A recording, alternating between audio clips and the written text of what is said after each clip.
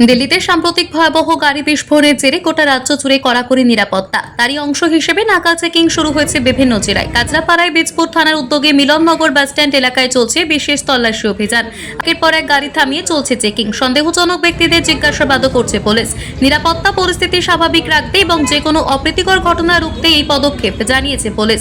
তল্লাশির সময় বেপরোয়াভাবে গাড়ি চালানো এবং প্রকাশ্যে মদ্যপ অবস্থায় ঘুরে বেড়ানোর অভিযোগে বেশ কয়েকজনকে পাকড়াও করেছে বীজপুর থানার পুলিশ। ধৃতদের বিরুদ্ধে আইনি পদক্ষেপ নেওয়া হবে বলে জানা গেছে। দিল্লির বিস্ফোরণের ঘটনার পর রাজ্য জুড়ে নিরাপত্তা আরও জোরদার করছে পুলিশ প্রশাসন। নজর রাখা হচ্ছে গুরুত্বপূর্ণ পয়েন্টগুলোতে।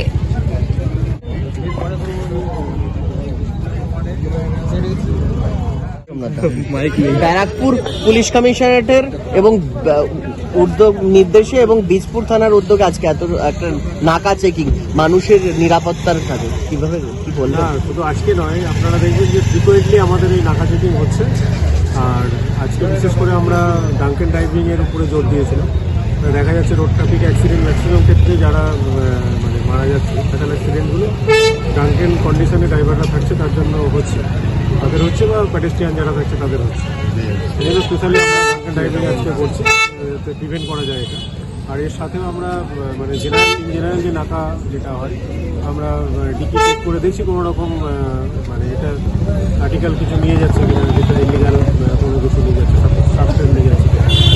এটা নাকা চেকিংয়ের অল মেজার্স আমরা এখানে। দিল্লি ঘটনার পর আরও কড়াকড়ি পুলিশের একটা ভূমিকা দেখা যাচ্ছে, কি বলবেন? না, দিল্লি ঘটনার পরেই যে কড়াকড়ি এরকম ব্যাপার নয়। আপনারা দেখছেন, আপনারা তো বীজপুরেই থাকেন। বীজপুরে আমরা কন্টিনিউয়াস বিভিন্ন টাইপের প্রোগ্রাম করি। এই নাকা চেকিং অ্যাওয়ারনেস আমাদের ফ্রিকোয়েন্ট হয়ে থাকে। এটা ওই প্রোগ্রামের পরে হচ্ছে বলে এরকম ব্যাপারটা। কতজনকে আজকে আটক করা হলো? আজকে সংখ্যাটা তো আমাকে জেনে বলবো, বেশ কয়েকজনকে করা হয়েছে। আমি তো দুজনকে চেক করলাম যেখানে তারা ডাঙ্কেন ছিল। যে আমাদের মেশিন আছে সেই মেশিনে ধরা পড়েছে। না, যে কোনো, শুধু মদ্যপ কেন, মদ্যপ আছে, তারপরে আপনার উইদাউট হেলমেট আছে, টিপিং গার্ডিং আছে, এগুলো তো করা হচ্ছে। এই যে বীজপুর থানার তৎপরতায় যে 164 কেজি গাঁজা উদ্ধার, একের পর এক রিকভারি, কিভাবে কি বলবেন? শুধু আমাদের, আমি তো বললাম যে আমাদের থানা যারা অফিসার আছে বেসিকলি কাজ করছে। ব্যারাকপুর কমিশনারেট সবসময় সজাগ রয়েছে যে কোনো রকমের আনটুয়ার্ড ইনসিডেন্ট বলুন বা ইলিগাল অ্যাক্টিভিটি, সেটা স্টপ করার জন্য।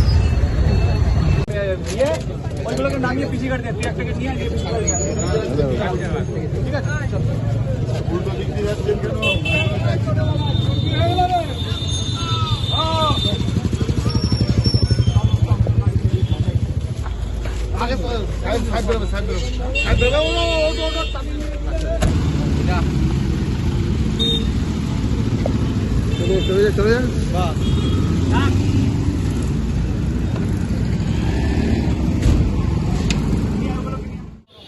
টিকিটাগুলো ঠিক আছে।